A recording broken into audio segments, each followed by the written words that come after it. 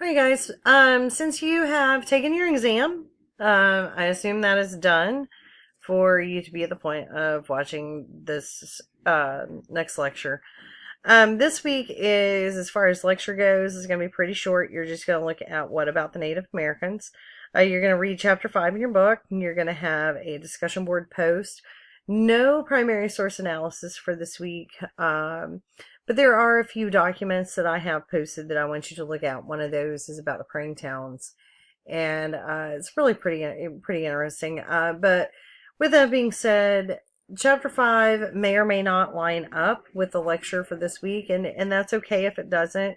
This is a narrative that I don't want it to get left out. So sometimes we're going to talk topically, so it may cover like a couple different chapters in your book and, kind of spread out, but that's okay. So this week I really want to focus on the Native Americans because they do shape a lot of relations that we'll see with the colonists. So, we're going to first look at the early relations before the Pequot War. To get an understanding of the Pequots, they are part of a much larger network of the Algonquin-speaking Indians in the Connecticut region.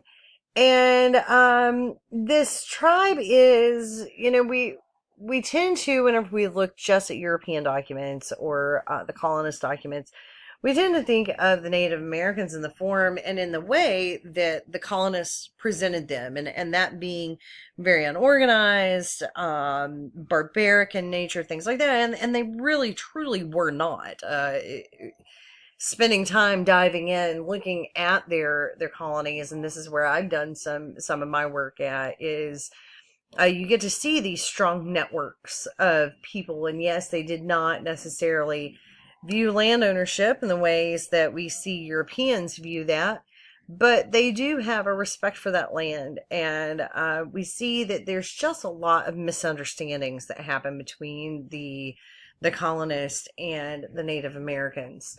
So, but the Pequots, they were a very powerful tribe in Connecticut, and they were essentially destroyed. Local Indian populations often had cultural and linguistic similarities. They may have not been exact, but they could have been. They would have been similar enough that they could understand one another. But they weren't politically unified. So we're looking at, say, the Mohegans, the Pequots, the Narragansett, the Patuxet. Well, I always get tripped up on this one. Patuxet, the Wampanoags, the Nipmunks, and the Penninooks, and they're all kind of similar. Each band had a leading paramount chief assigned, who was the paramount chief, assisted by a local council of lesser chiefs, shaman, prestigious warriors. And then they were kind of led by a census and consent.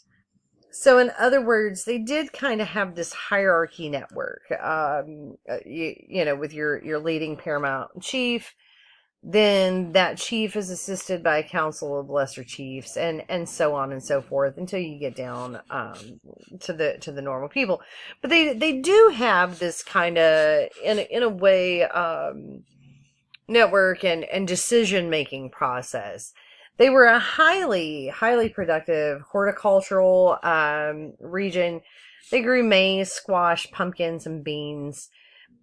And these fields really do not look like they are organized to the English. Now, the English, of course, they've got their great rows and, all that kind of stuff. And what these people did, because they don't want to overwork the land, they're going to, I'm sorry, my dog is barking in the background.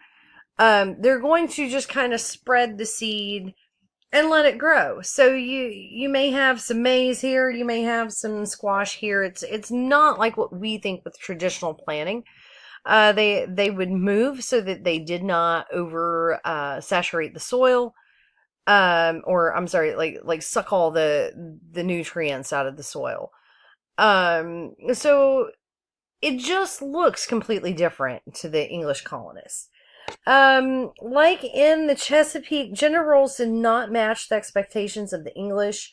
Let me kind of explain that. When English traditional gender roles are the men are working out in the fields, the women are kind of more doing things at home. And what you see with the Native Americans, because the men go out and they actively seek their food, they're actually hunting for their food, and these hunts are very long and involved. I mean, it may take days, it may take weeks. It's going to take them a long time to do these hunts, to come home with enough food to feed an entire village. So that leaves the women who work the fields and prepare the food and all that kind of stuff. And if you look at traditional English, hunting is a sport. It is something fun to do. It's not a necessity in feeding your people. So a lot of times the English looked at the Indians as being backwards, and they're like, look, their men are out enjoying themselves doing a hobby in hunting, and the women are out working these fields. There's something wrong with them, and that's not what was going on at all. These were hardcore hunts that they would go on, and they were very dangerous.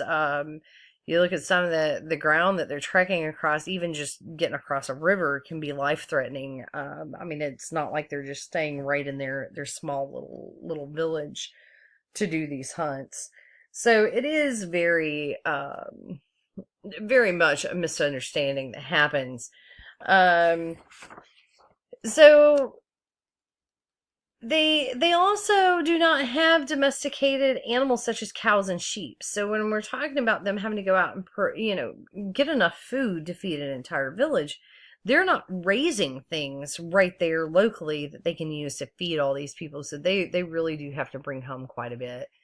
Men are also responsible for maintenance and building weapons, responsible for building canoes and things like that. So there's a lot of misunderstandings that we're already going to see. And if you look at this map, you can kind of see where our major colonies are springing up at, and you can see where these tribes are located. So very close in proximity, a lot of them right on top of where the colonies are. So in the early 1600s, and this is just kind of a general thing, but in the early 1600s, the Wampanoags actually hoped to incorporate the Plymouth colonists into a mutually beneficial network of exchange and alliance. So we see a lot of times we think, oh, the colonists come in and they just take it over. No, the Wampanoags at first, they really thought, we're going to be able to incorporate Plymouth colony into our exchange network. We're going to be able to really maybe get them to be allies with us and help us. And they thought it would help both sides of it. So Massasoit was the kind of the main leader of the Wampanoags, and upon whose land the Pilgrims actually landed. Now remember, that land had been just devastated by disease, and when the Plymouth colonists landed, they're like, oh, this land has been cleared for us. Look, this is God's divine plan that we land here, and they're not realizing that land had been just disease stricken. So anyways, it had been devastated by disease, and they were really in need of allies against the Narragansetts. So assisted with Squanto, and Squanto knew enough English to serve as a translator. So let's talk real quick about how Squanto learned English. Squanto learns English because there had been such a huge trade network that had happened up and down that coast for a long time. I know we like to think that whenever the Pilgrims get here, this is the first ever English, encounter that the Native Americans have ever had. It is not. Word spreads. Yes, they don't have the internet. They don't have cell phones. They don't have texting. They don't necessarily have newspapers. But what they do have is a very reliable trade network. And when you are trading all the way across the continent and up and down that coast, they do end up having English encounters. And a lot of times there had been Spanish who had been in there for quite some time. So Squanto, these people, it's not like, oh my God, these are white guys. We've never seen them before. No, they were familiar. So Squanto serves as a translator. He approached the Pilgrims in the spring of 1621 and did propose that friendship. And the end result was a treaty of peace and mutual support signed in 1621. And here's a couple of those terms. They said that they would not hurt one another. If there was an injury, the offender should be produced for punishment. If any unjust war waged against the other party, the other would support. And that is a very important one. And if you're not taking notes, I do want you to write this down right now. With this treaty of peace between the Wampanoags and Plymouth, if any unjust war was waged against either party, the other would support. We will see that come up. When Indian men visited Pilgrims, they would leave bows and arrows behind. And Massasoit would be considered as a friend and ally of King James. So in Massasoit's mind, he was the equivalent of the English king. He did not see himself as being beneath the English king. He saw himself as being one in the same place on say, kind of a social hierarchy where your kings are at the top. Massasoit saw himself as the leader of his people, just as King James was the leader of those at Plymouth Colony.